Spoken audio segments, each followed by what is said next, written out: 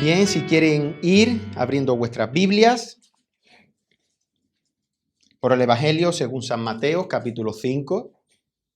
Vamos a estar hoy viendo el 24 sermón de la serie del Sermón del Monte. Ojo por ojo, diente por diente, el espíritu vengativo. En el Evangelio según San Mateo, capítulo 5, desde el versículo 38 al 42. Está aquí también la pantalla, por si alguno lo quiere mirar así. Y había un día, pues dos niños que estaban jugando a la pelota.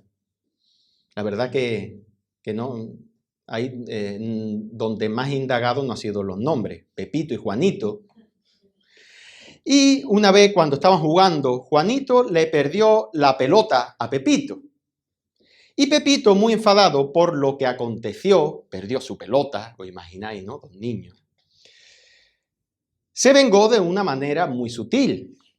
Esperó que Juanito trajera su pelota para hacerle lo mismo, ¿verdad?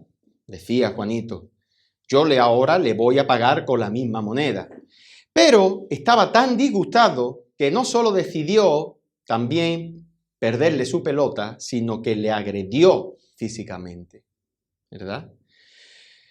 ¿Por qué? Porque él consideró que era la mejor manera de justificar lo que Juanito le había hecho por su pelota. Estaba tan dolido que no solo decidió de también perderle y pagarle con la misma moneda, sino que él además añadió una justicia plena y una justicia que él consideraba que era la correcta para perderle la pelota. Esta ilustración va sobre lo que nosotros vamos a ver hoy, Dios mediante, ojo por ojo, diente por diente, ¿verdad? ¿Cuántas veces se escuchan las películas en el telediario, en el fútbol? ¿Verdad? Ojo por ojo, diente por diente. Pero ¿qué realmente quiere decir y qué está diciendo la palabra del Señor? Como sabemos, desde el principio, llevamos pues ya hoy 24 sermones, ¿quién lo iba a decir? Yo ya no es lo que llevamos, muchas veces lo he dicho, sino que miro y digo, Señor, ¿qué queda aquí todavía? Pero Dios mediante, ¿verdad? Pues el Señor nos está bendiciendo mucho con la serie del Sermón del Monte y nos están bendiciendo no porque lo esté predicando Jesús Manuel Sánchez, no porque se esté predicando en la Iglesia Bíblica de la Gracia, sino porque este fue el sermón más impactante que pudo escuchar nunca jamás la humanidad. Nunca jamás. El Sermón del Monte. Dios encarnado. El Señor Jesucristo. Se puso en un monte a hablar a las multitudes, dice que se le acerca a sus discípulos. Y, imaginaos hermanos, Dios mismo se pone a hablar a la multitud. A sus discípulos y a los que no eran sus discípulos. A los judíos, a los gentiles, a los fariseos, a los escribas, a todos los que habían allí el Señor se puso a hablar. Dice que el Señor en el versículo 1, acercándose a él, los discípulos, abrió su boca, ¿verdad? En el versículo 2, y abriendo su boca les enseñaba diciendo, ya cuando de por sí sabemos que el Señor Jesucristo abre la boca, ya eso tiene que ser digno de admiración, de escuchar, de saber que el Señor se estaba revelando y estaba revelando su reino. Yo muchas veces cuando escucho por ahí a personas decir, el Señor me ha revelado, y aún ni siquiera abre su Biblia para ver lo que el Señor ya ha revelado, ¿verdad? Ay, a ver si Dios siquiera me hiciera una señal y yo pudiera saber algo de Dios. Abre tu Biblia. El Señor ha hablado. En Hebreo 1 dice que el Señor, habiendo hablado en otro tiempo por medio de los profetas, en este tiempo ahora nos ha hablado en su Hijo. Y tenemos la palabra y la gente buscando a Dios por todos lados. Y tenemos a Dios aquí revelado en sus santas escrituras. Entonces, ¿qué menos, hermano, que nosotros ahora estamos en el Sermón del Monte y podemos escuchar las enseñanzas que muchos han escuchado, muchos no escucharán, pero el Señor lo ha aplicado en nuestras vidas para que nosotros podamos vivirlo. Cuán bienaventurados, como el Señor empieza diciendo, bienaventurados los pobres en espíritus, porque de ellos es el reino de los cielos. Bienaventurados los que lloran. Hermano, ¿sabes lo bienaventurados que eres porque lloras por tu pecado? El Señor dice que eso es la plena de la felicidad, lo inentendible, como decíamos en ese sermón, es inentendible decir al mundo, yo soy feliz porque lloro. Eso es imposible, ¿verdad?, para entender para el mundo. Sí, Pero cada vez que nosotros miramos y decimos, Señor, ¿cómo es posible que yo antes hacía esto, me gozaba en esto, pero ahora soy el más feliz porque estoy llorando por algo que yo antes amaba hacer y solo tú has puesto este repudio en mí? Y esto solo lo puede hacer el Señor. Dice que a estos mismos, los bienaventurados, son los que viven el Sermón del Monte. ¿Os acordáis ese mini grito de guerra, por así que lo llamamos? ¿Quién vive en el Sermón del Monte, hermanos? Los creyentes. ¿Y todos los creyentes viven el Sermón del Monte? Todos los creyentes deben de estar viviendo el Sermón del Monte. Porque el Sermón del Monte fue únicamente y exclusivamente para que lo vivieran los creyentes. Así que nosotros vemos en el versículo 17, desde que nosotros entramos en la ley, el Señor dice que no penséis que he venido para abrogar la ley o los profetas, no he venido para abrogar, sino para cumplir. ¿Qué era abrogar? ¿Y qué es abrogar? Anular. El Señor en ningún momento anuló la ley de Dios. ¿Qué ley? La ley. ¿Dónde está la ley? En toda la Biblia. No solo en el Antiguo Testamento, ¿verdad? Encontramos mandamientos en todas las Santas Escrituras. Encontramos la ley ceremonial que ya quedó cumplido en Cristo, la ley moral, los 10 mandamientos y la ley civil, ¿verdad? Y todo esto dice el Señor que no ha anulado nada, únicamente que hay en la ley ceremonial quedó cumplida en Cristo y en Él fue cumplido, ¿verdad? Y queda ya porque ya lo hizo Cristo, ya no lo tenemos que hacer nosotros.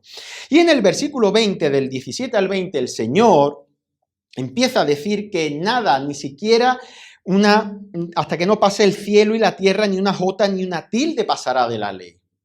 Porque nosotros nos podemos estar haciendo mandamientos pequeños, mandamientos más grandes, pero para el Señor todos los mandamientos, todos los pecados son igual de importantes, porque no es el pecado que nosotros cometemos, sino contra el Dios que nosotros cometemos ese pecado. Sea cual sea, sea cual sea. Podemos estar diciendo, no, pero este lo tengo controlado, está pequeñito. Cuidado el que se crea estar firme, que no caiga. Y el Señor hace lo que hoy es inentendible para muchos. El Señor, Cristo Jesús, Dios encarnado. Porque os digo que si vuestra justicia no fuere mayor que la de los escribas y fariseos, no entraréis en el reino de los cielos. ¿Quién había allí? Escribas y fariseos. ¿De quién está hablando el Señor? De los escribas y fariseos. ¿Qué hace el Señor? Denunciar a los escribas y fariseos. ¿Qué dice del Señor? ¿Qué dice el Señor de los escribas y fariseos? Que no entrarán en el reino de los cielos. ¿Por qué? Porque como dice más adelante, son sepulcros blanqueados, que se visten bien, que lavan el vaso por fuera, pero por dentro están muertos. Y eso el Señor lo hizo públicamente. Denunció públicamente a los escribas y fariseos. Y a partir de ahí, cuando el Señor dice, hey, yo no he venido a abrogar la ley, no miréis a los escribas y fariseos, porque ellos no son el camino, la verdad y la vida. Ahora os voy a enseñar realmente cómo ellos están transversando. Hoy, hermanos, estamos en el quinto oísteis que fue dicho. ¿No estáis pensando, hermanos, cómo se deberían de sentir los fariseos cuando dirían, wow, otra cosa que está diciendo el Señor que yo estoy enseñando todos los domingos? ¿Os imagináis? Se le caería la autoestima, pobrecito, no habla así de él. No, el Señor no miró eso. El Señor miró que había ovejas que esos hipócritas estaban llevando al infierno y el Señor no tuvo miramiento, miró por su reino y por su gloria. Y todo lo demás está fuera del Señor. Todo lo demás está del Señor, está fuera del Señor. ¿Que alguien se siente ofendido? Pues que no denuncie. Pues que obedezca al Señor y diga la verdad, ¿verdad? Que alguien se siente ofendido porque se ha denunciado a un falso maestro. Yo me siento ofendido cuando ofenden a mi maestro. Yo me siento ofendido, ¿verdad? Calvino decía que nosotros, como un perro defiende a su dueño, nosotros defendemos a nuestro dueño, que es Dios. Yo me siento ofendido, hermano, cuando escucho por ahí barbaridades como hacían y decían estos hipócritas del Señor. Y el primero que lo denuncia es el Señor. Así que nosotros entramos hoy en el quinto ejemplo de los oísteis que fue dicho. Hermanos, estos oísteis que fue dicho porque fue dicho por los escribas, por los fariseos, por estos rabinos que estaban retorciendo la palabra del Señor que ellos estaban enseñando mal y fuera de su contexto y a su conveniencia la ley del Señor. Primero, ¿oíste cuál fue? El homicidio, ¿verdad? Ellos decían, oíste que fue dicho a los antiguos, no matarás. Pero no pasaba nada con el corazón, con el odio, las ganas de matar, los celos, las envidias. Y el Señor en la ley desde el principio, donde apuntaba, hermano, apuntaba siempre al corazón.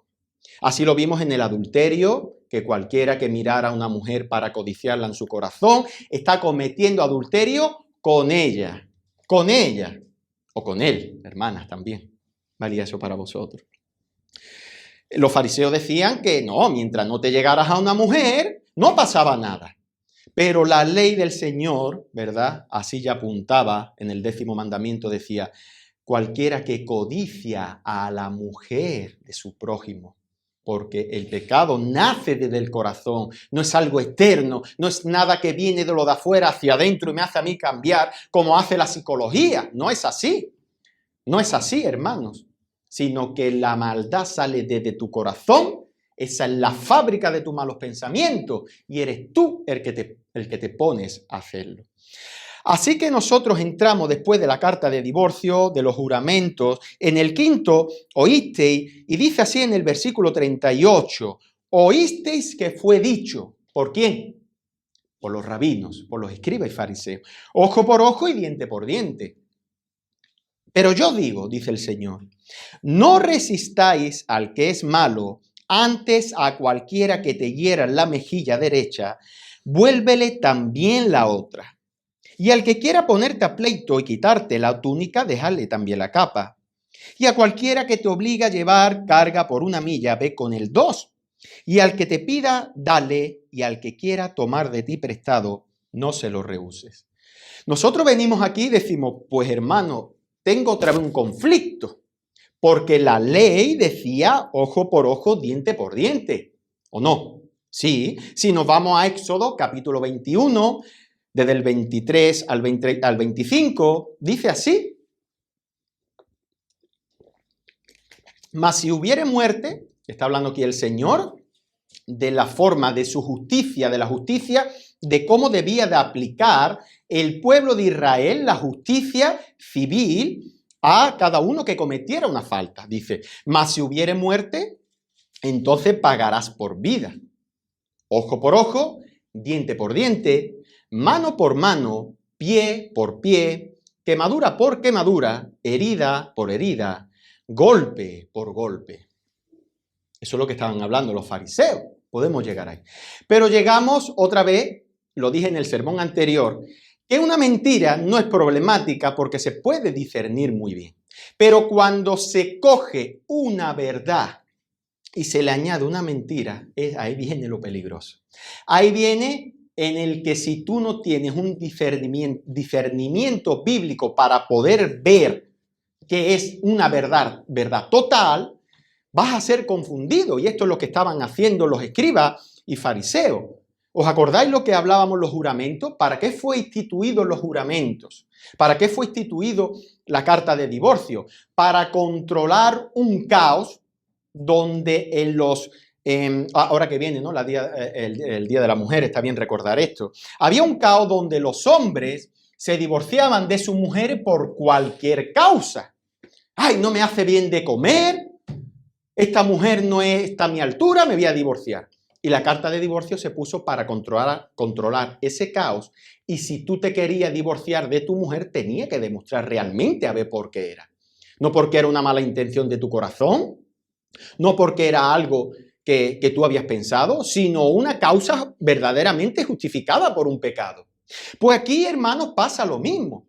En la época de Israel, en este pueblo, lo que pasaba era igual que Pepito y Juanito, la historia que hemos puesto al principio. A alguien le sacaba un ojo y el otro se lo pagaba con la muerte.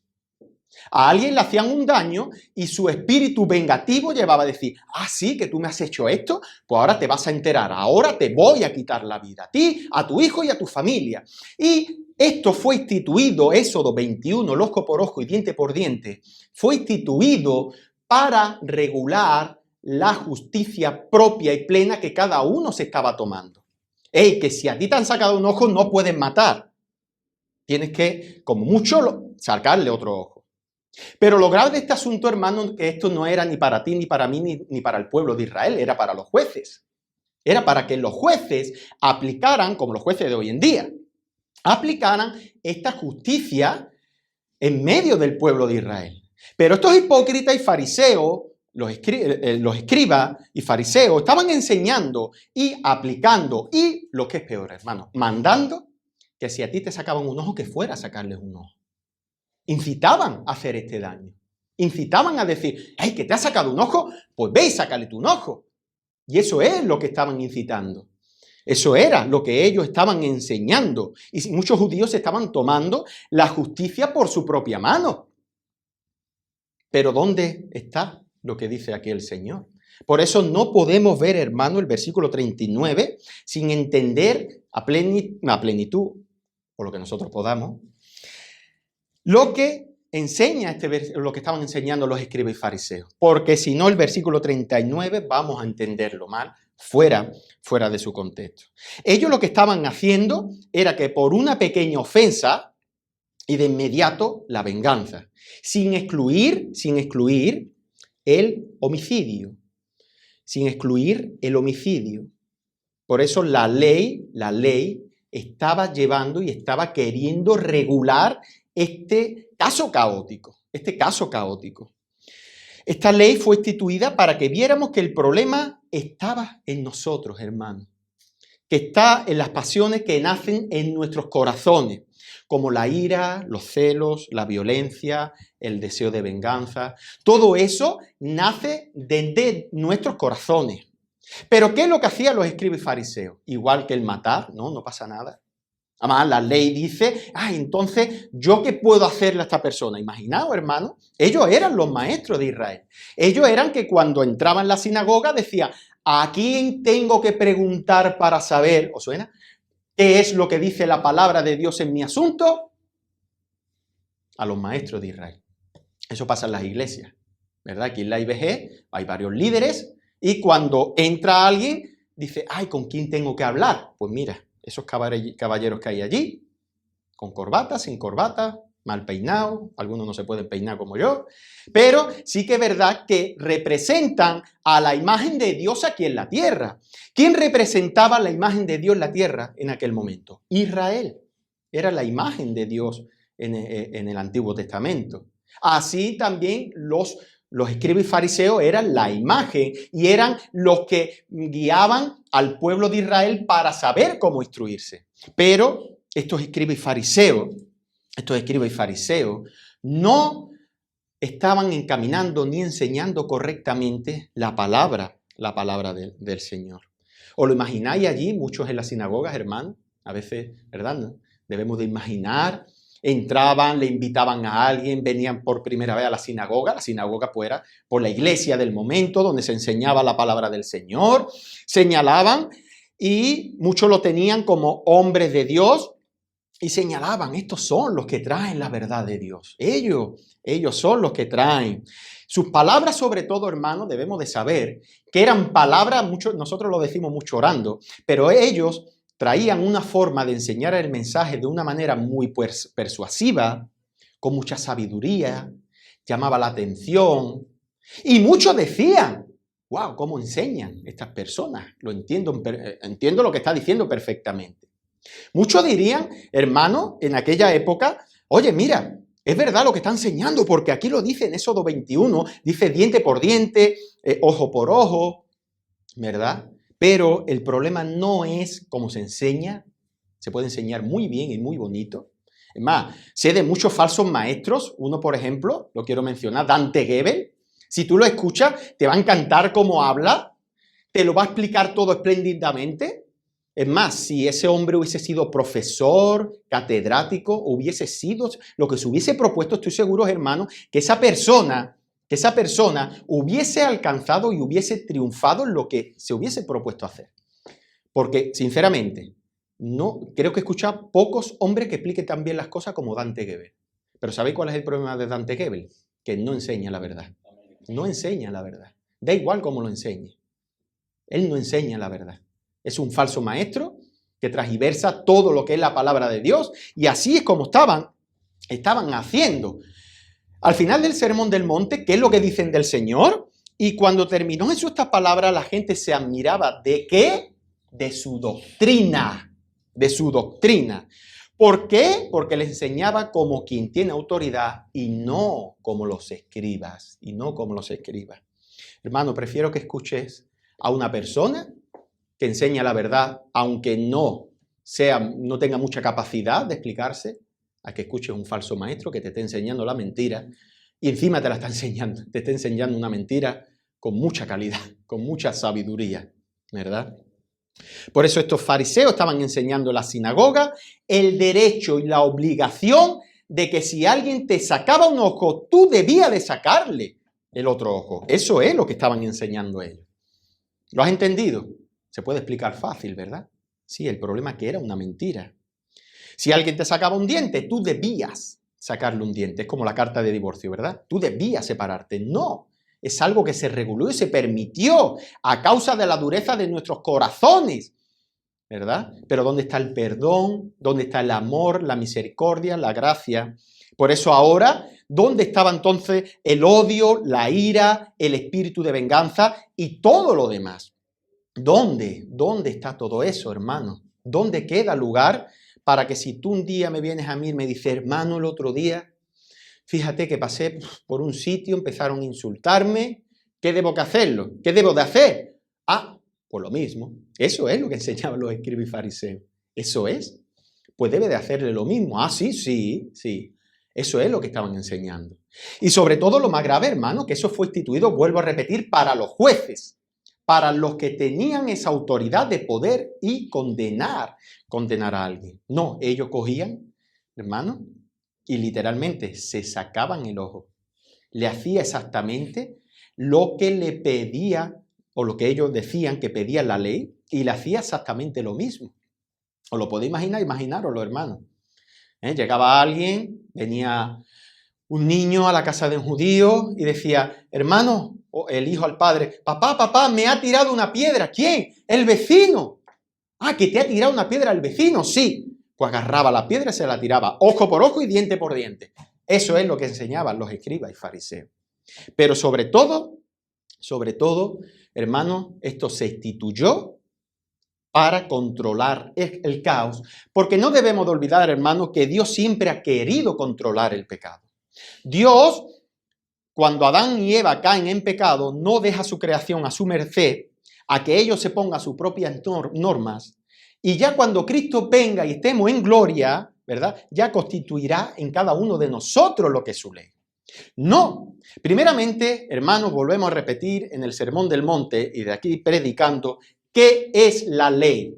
La ley es el carácter de Dios. Dios nos inventó la ley como algo para adaptarla a nosotros.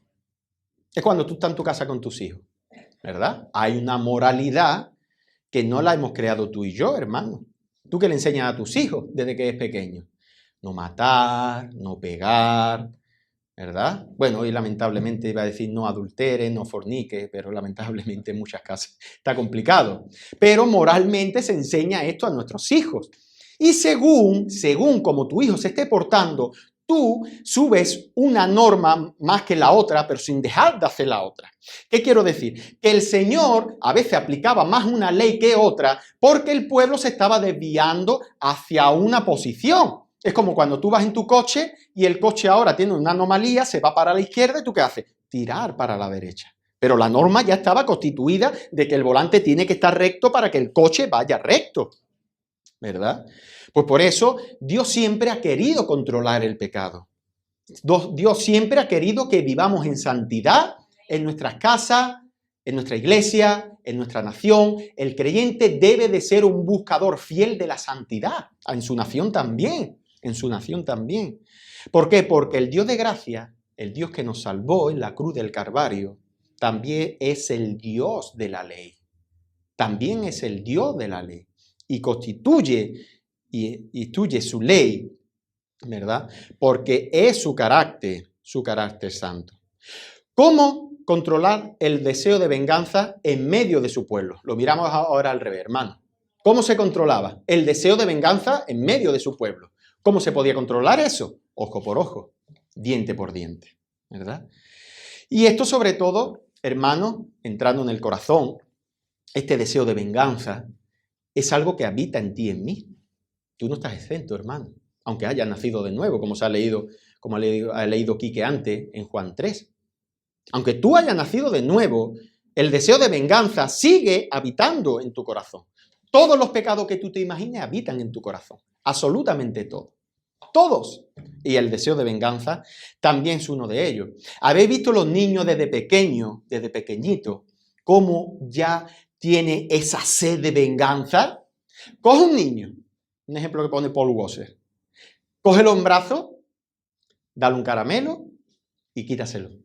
¿Qué va a hacer el niño si tuviera la fuerza de un adulto? El niño no diría, ¡ja, ja! A ver dónde tienes tú un caramelo para quitártelo. No, si tuviera tu fuerza te mataba. Te mataba. Cuando empieza con los brazos para atrás y para adelante, te agarra la cara. Mira, hermano, el niño no está midiendo su fuerza, está usando toda su fuerza. Y si tuviera toda su fuerza, la fuerza, como el hombre más fuerte del mundo, aunque tú fueras tu padre, te mataría. Y estoy hablando de un niño. ¿Quién ha enseñado eso? ¿La sociedad? ¿El colegio? Su corazón. Su corazón. He aquí en maldad he sido formado y en pecado me concibió mi madre, dice David. En pecado, no que su madre estaba en pecado, sino que David nació ya en pecado. Pues igual que un niño es un adulto, o peor, ¿no? Incluso peor. En nuestro corazón se crean todas estas pasiones pecaminosas. En la caja negra, como llevamos diciendo, ¿verdad? Que nuestro corazón es la caja negra, donde salen los malos pensamientos, donde sale la ira, donde sale la violencia, el deseo de venganza. Eso está en nuestros corazones, hermanos. Y eso está en tu corazón, aunque haya nacido de nuevo. Pero daos cuenta, hermanos, que lo que estaba pasando en el pueblo de Israel no solo era el deseo de venganza de pagar con la misma moneda, sino el deseo de venganza era aún mayor que lo recibido. Hermano, esto se instituyó porque en el pueblo de Israel, no solo cuando se le hacía a alguien algo, poner el mismo ejemplo literal, si a alguien se le sacaba un ojo, el deseo que salía del corazón no era sacarle otro ojo, sino matarlo, y en el mejor de los casos a él solo y no a toda la familia. O sea, pagar por encima de lo hecho, pagar por encima de lo hecho.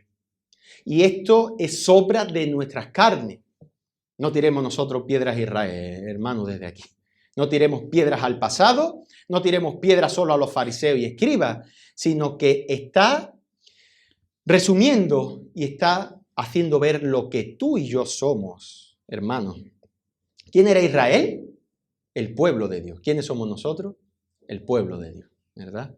Y manifiestas son las obras de la carne, que son adulterio, fornicación, inmundicia, lascivia, idolatría, hechicería, enemistades, pleitos, celos, iras, contiendas, disensiones, herejías, envidias, homicidios, borrachera, orgías y cosas semejantes a estas, acerca de las cuales os amonesto, dice Pablo, como ya os lo he dicho antes, que los que practican tales cosas no heredarán el reino de Dios.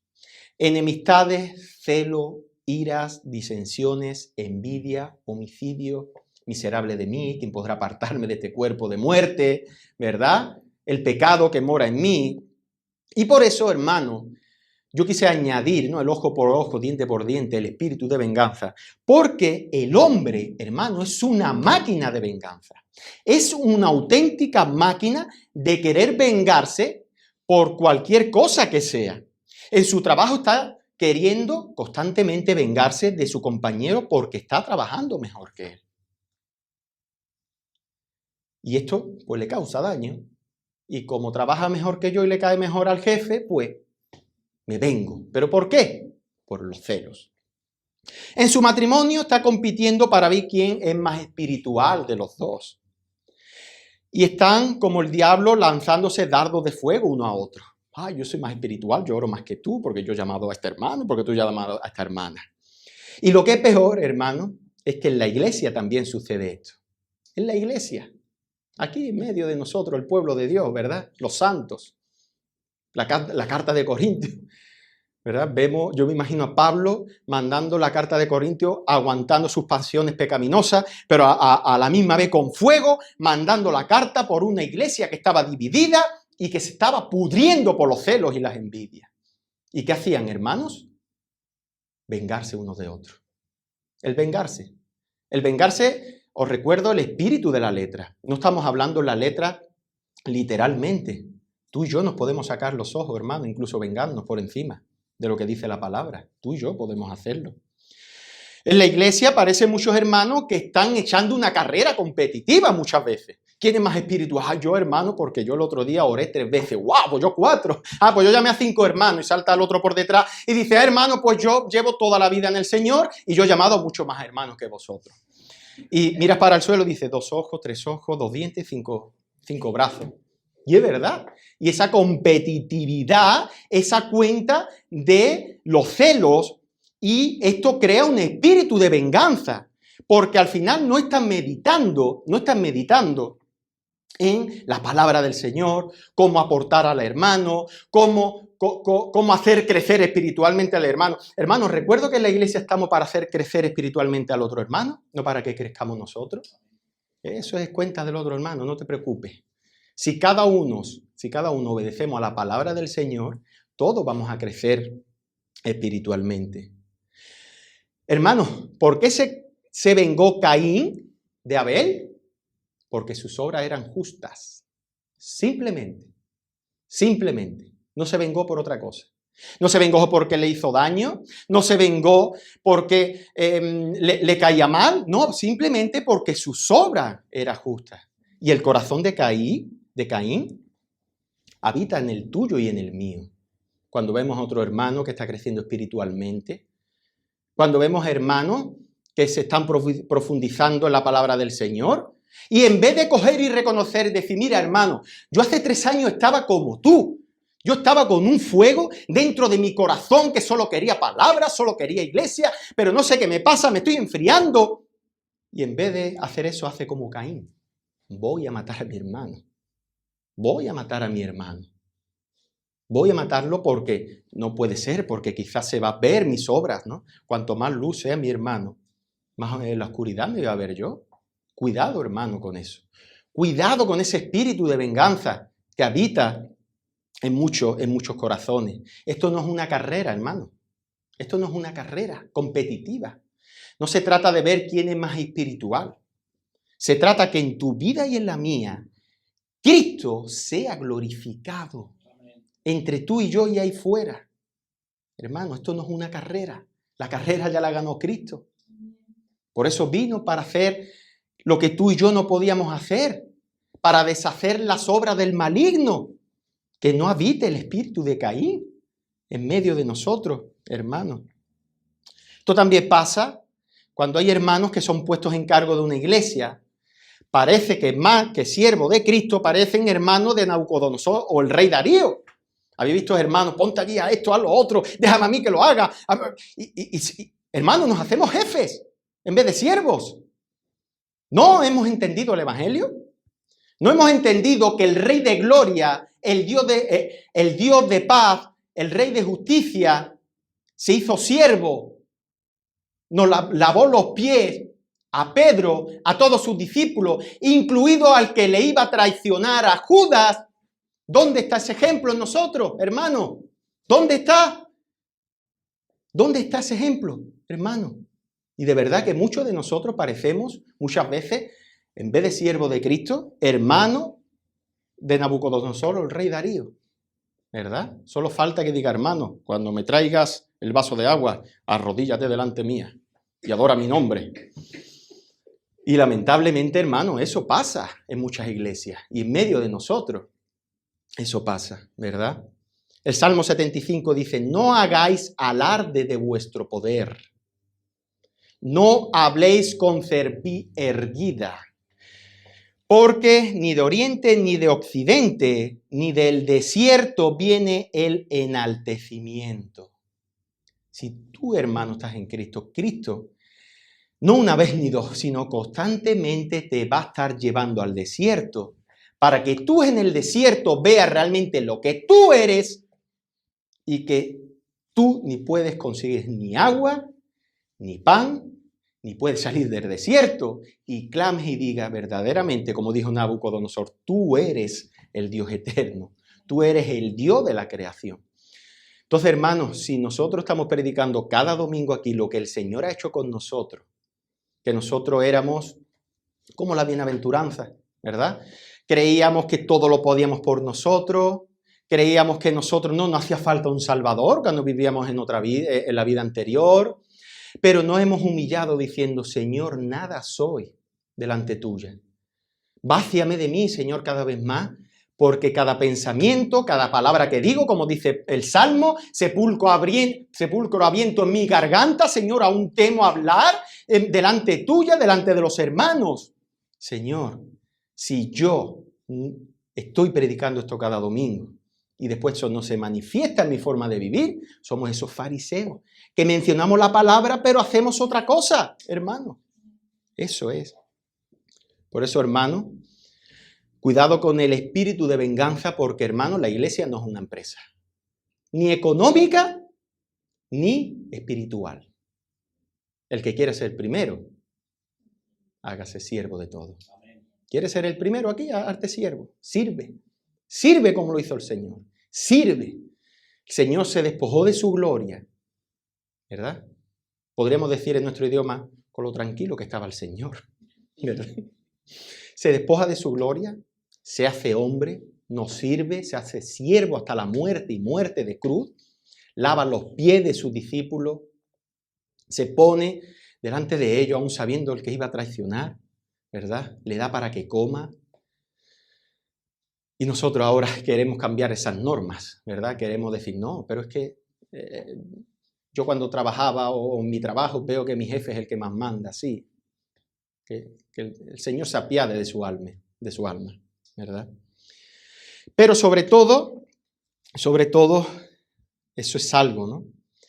Que en Primera de Juan, ¿no? Refiriéndonos a Caín. No como Caín, que era del maligno, lo voy a repetir y ya también se mencionó, si no me equivoco, en el sermón pasado, en las cartas de Juan.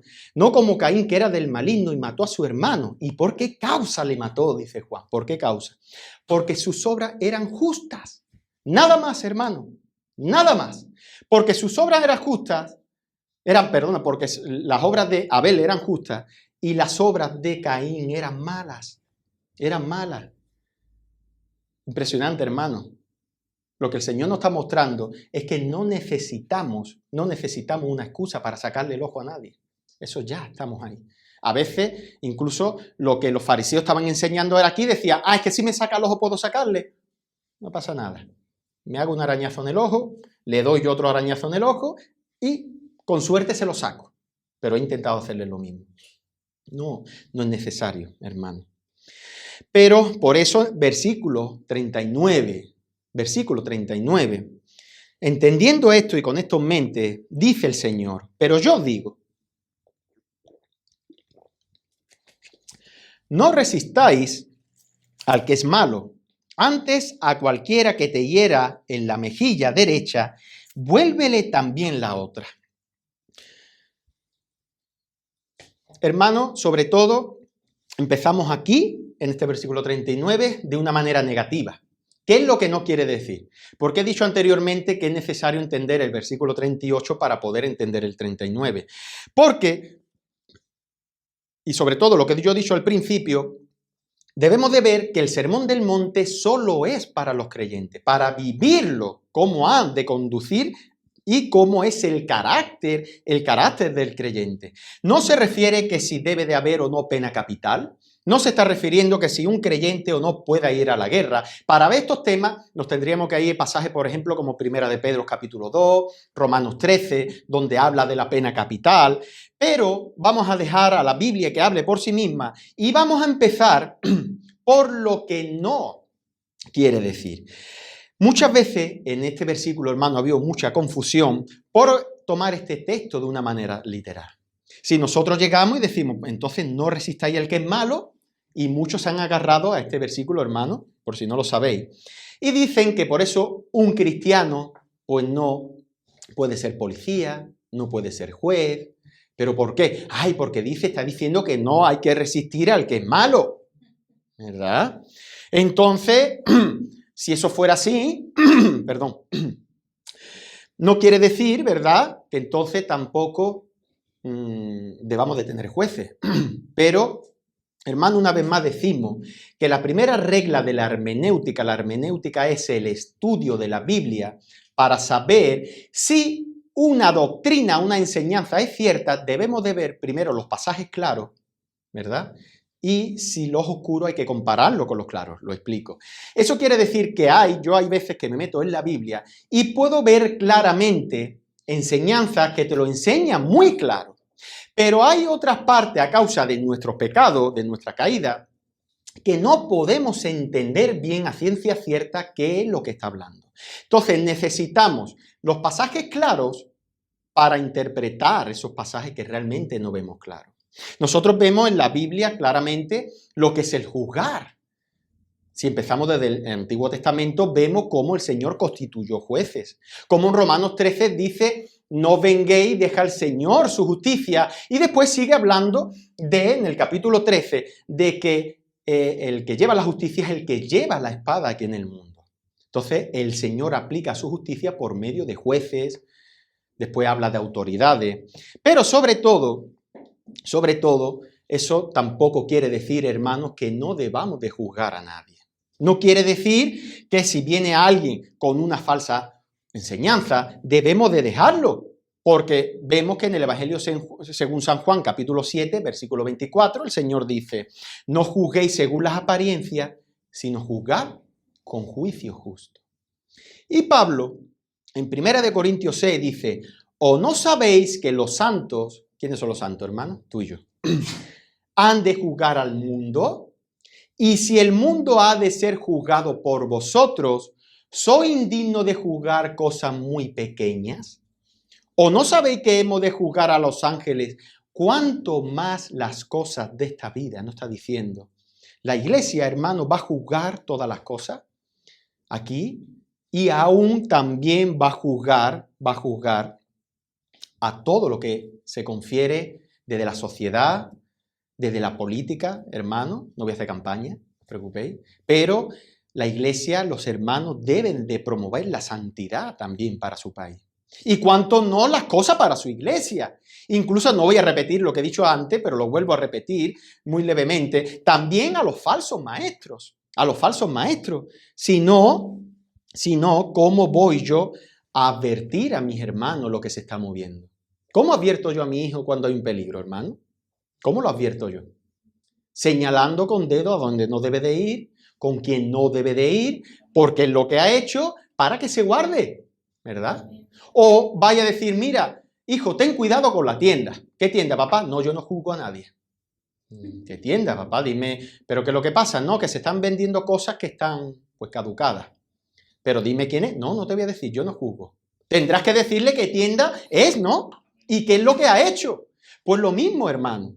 La iglesia no solo tiene autoridad, sino tiene mandamiento de parte de Dios de juzgar todas las cosas. Cuando dice no juzguéis, parece que, ¿verdad? Cuando en el Evangelio de Juan dice no juzguéis y después se hace todo lo demás, eras a estos hipócritas y fariseos que estaban juzgando cosas que ellos estaban haciendo aún más que ellos todavía. Entonces, es como dice Pablo, ¿verdad? Tú que dices no adulterarás, ¿adulteras? A eso se refiere Pablo. Pero debemos de ver, hermano, que en el Sermón del Monte lo que nosotros primero vimos es que el reino de los cielos pertenece a los que son pobres en espíritu, a los que lloran, a los que tienen hambre y sed de justicia. Por eso estas cosas son, hermanos, para los que tienen estas cualidades. Y estas cualidades las tienen los que han nacido de nuevo. Hermanos, si tú y yo podemos estar obedeciendo hoy estas cosas, es porque el Señor nos hizo nacer de nuevo. Si tú y yo no hubiésemos nacido de nuevo, solo tenéis que echar la mirada atrás y acordaros de cómo éramos, ¿verdad? No solo no pudiéndolo hacer, sino no queriéndolo hacer. Por lo tanto, esta vida es para el cristiano y su vida diaria. Esto concierne a la vida del creyente en cuanto a su relación personal y diaria con su familia, trabajo, iglesia. Hermanos, no resistáis al que es malo, está en el contexto de lo que los fariseos estaban enseñando. Volvemos. ¿Qué estaban enseñando los escribas y fariseos? La obligación de denunciar y hacer lo mismo que le estaban haciendo a ellos. ¿Qué es lo que dice el Señor? Apunta a su corazón. Ah, que tú quieres sacarle el corazón. No, el ojo, este es el verdadero. Mucho les gustaría sacar el corazón. Pero este es el verdadero sentido de lo que debe de habitar en el verdadero corazón santo. Cuando te hagan daño, págale bien por mal. Cuando te hagan daño, no resistáis al que es malo. El que te quiera herir en la mejilla derecha, vuélvele también la otra. Eso está en ese contexto, hermano. El Señor estaba apuntando en el corazón de cada uno de ellos.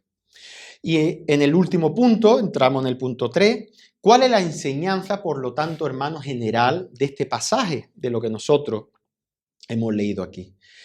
Antes de nada, un punto negativo, es decir, ¿qué es lo que nos dice? Hay muchos hermanos que cuando se topan con personas que se burla de su fe, su reacción es no querer tener relación nunca más con estas personas, ¿verdad? Y eso es donde está apuntando el Señor. ¿Cómo lo pago yo? Pues de la misma manera. ¡Ay, es que se burla de mí! ¿Cómo lo pago? Pues no queriendo saber nada de esta persona. No resistáis al que es malos, ante cualquiera que te hiera en la mejilla derecha, vuélvele también la otra. Y al que quiera ponerte a pleito y quitarte la túnica, déjale también la capa, y a cualquiera que te obligue a llevar carga por 1 milla, ve con el 2. Al que te pida, dale, y al que quiera tomar de ti prestado, no se los rehúse.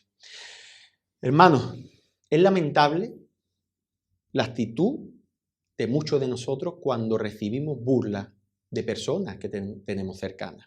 Es lamentable, hermano, lamentable.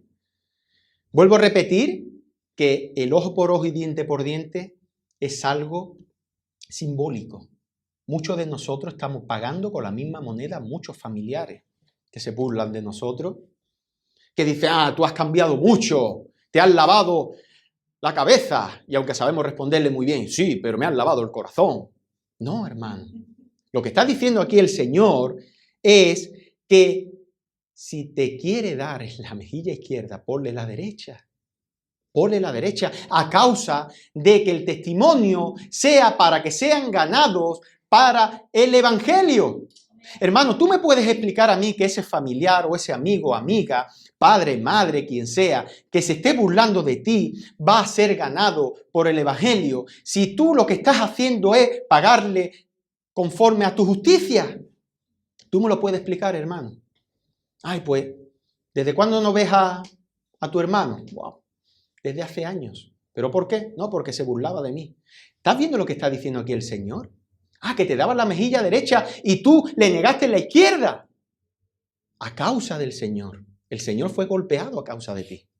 El Señor fue golpeado en la mejilla. En el concilio. Cuando fue presentado, el Señor no salió corriendo ahí, sino que aguantó esas burlas a causa de ti y de mí. ¿Os imagináis, hermano? No creo que sea blasfemia decir esto, que el Señor hubiese salido corriendo de allí. Hubiese dicho, se acabó. ¿Se acabó? No. Estoy recibiendo golpe por un pueblo duro de cerviz, que no me ama, que Pedro estaba negando al Señor 3 veces, que se habían esparcido todos estaban escondidos allí, y estaba únicamente el Señor, tanto golpecito, ¿verdad?, que se daba Pedro, y decía, aunque fuese contigo a la muerte, allí estaré yo contigo. Mas Pedro, te digo que antes de que cante el gallo, me habrán negado 3 veces. ¿Verdad? Muchas veces, hermanos, estamos aquí en esta situación, somos muy Pedro, estamos con la mano alzada, pero cuando nos dan una bofeteada, lo primero que pensamos es decir, se acabó, no quiero saber nada más de esto.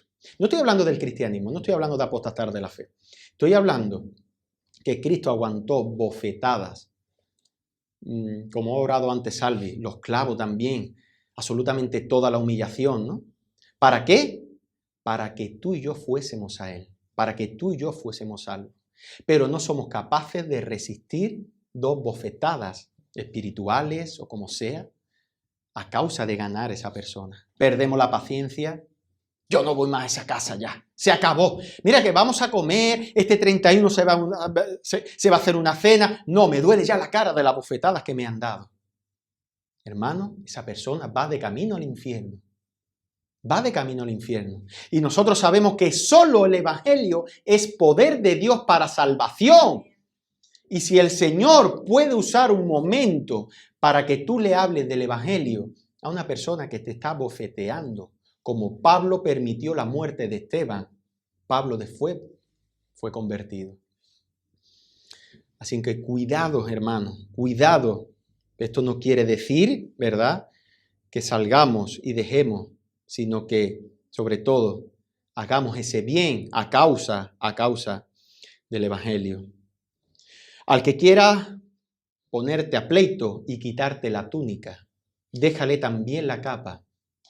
Y a cualquiera que te obligue a llevar carga por una milla, ve con él 2. Cuando tu vecino se burle de ti, Dios te bendiga. Es difícil, ¿verdad, hermano? Si no fuera por la gracia del Señor. Si no fuera por la gracia del Señor, todos somos Pedro y veríamos no diente ni ojos, sino orejas cortadas por todos lados. Pero gracias al Señor, y esto es lo que está diciendo el Señor, al que te pida, dale, y al que quiera tomar de ti prestado, no se lo rehúse. También nosotros tenemos ese corazón y rehusamos a los que nos hacen mal y damos y no damos a los que nos hacen mal, ¿verdad? Muy fácil. Y sobre todo, hermanos, lo que este pasaje no está hablando tampoco, para decir ya entrar y finalizar, no está hablando de dar ni hacer ayudas sociales. No está diciendo que ahora tengamos que ponernos la iglesia a dar capas, a dar, ¿verdad? Bofetadas, no, hermano. A dar nada, sino lo que está diciendo y está apuntando es al corazón, al tuyo y al mío. No está diciendo que ahora nosotros, la iglesia, la IBG, se tenga que poner a hacer estas obras sociales, a empezar a dar, porque esa no es la relevancia de la iglesia. La iglesia no es una ONG, hermano.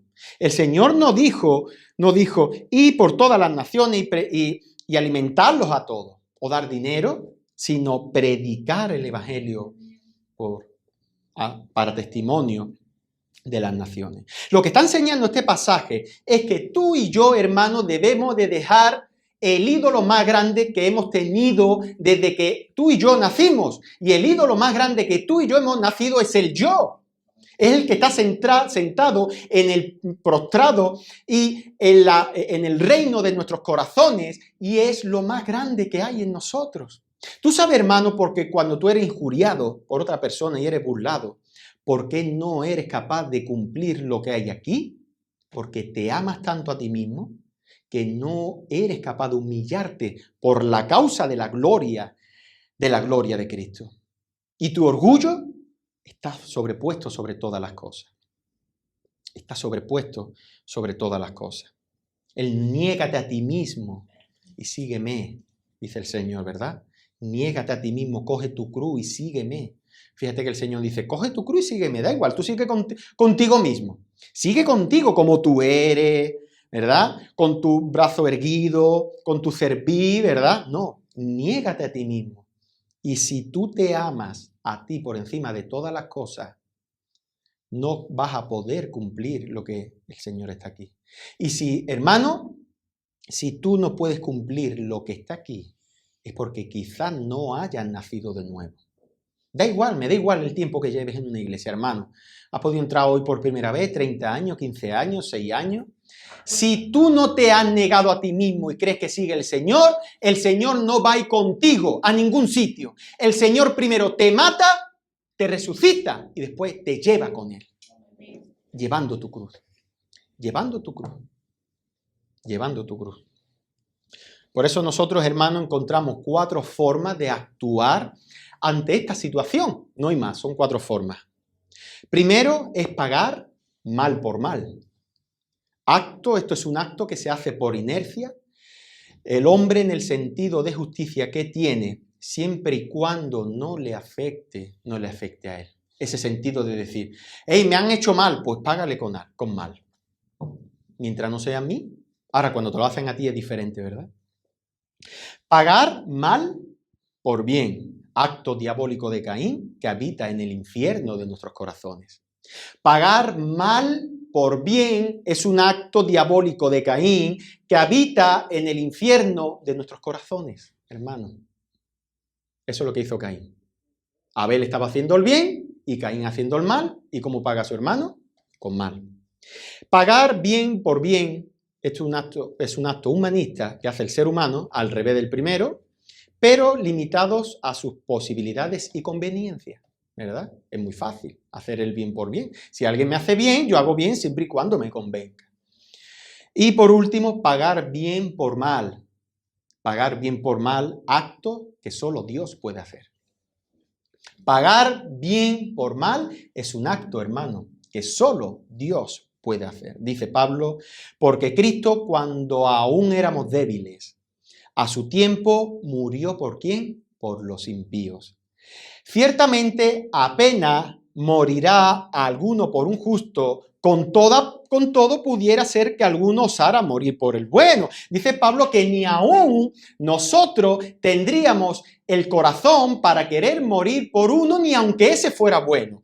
Pero, dice, mas Dios muestra su amor para con nosotros, en que siendo aún pecadores, Cristo murió por nosotros. Hermano, nosotros éramos una multitud que le estábamos haciendo un mal al Señor, y el Señor, ¿cómo lo pagó con nosotros? Con un bien. Eso es un acto que solo lo puede hacer el Señor. Y por esto mismo, el que nos tenía que pagar conforme a nuestras obras, el que nos tenía que pagar conforme a lo que verdaderamente, hermano, tú y yo merecemos, al que verdaderamente nos tenía que pagar conforme al ojo por ojo y diente por diente, no lo hizo, sino que puso a otro en nuestro lugar. Hermano, el único que tiene derecho de pagar ojo por ojo, diente por diente, es el Señor. ¿Quiere ver la magnitud de lo que tú y yo merecemos? ¿Quiere ver la magnitud de la justicia que tú y yo merecemos? Hermano, mira la cruz. Mira la cruz. Es fuerte, ¿no? ¿A quién condenó el Padre? A su Hijo. ¿Qué había hecho su Hijo? Nada. ¿Qué habíamos hecho nosotros? Todo lo malo. A Él se le cargó. Y a nosotros, hermanos, cuando nos merecíamos que fuésemos condenados, Él puso a su Hijo en nuestro lugar.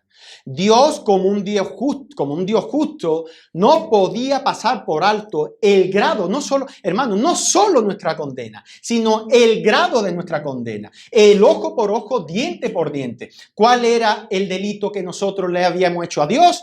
Matarlo con la concupiscencia de nuestros corazones.